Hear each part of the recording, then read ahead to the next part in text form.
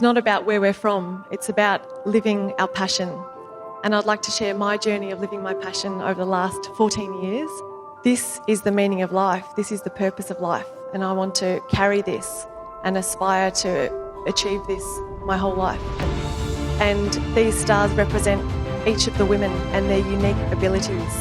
And through them connecting, look what's become possible. Over 6,000 women now, trained, educated and employed in Nepal.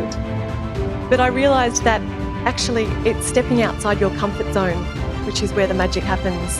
There was a pattern that when I kept stepping outside of my comfort zone, life would come in and present the right people and the right opportunities in front of me. Some people think it's magic.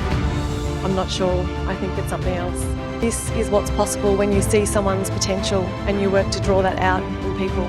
So I wanted to be part of the solution, and I wanted to do my studies in this area to see how I could make a bigger difference. It takes a lot of courage, but when you step out with an idea to make a difference, there are so many people that are willing to help. Our world today is a direct reflection of the mentality of the people. But it's not about, my journey is not about Nepal, and it's not about empowering women in Nepal. It's about bringing out the human potential in others, whether it's women in Nepal or the hundreds of volunteers that we've had over the last 14 years. But it starts with us. It starts with making that connection to our own human potential, our own intuition, and sticking by that.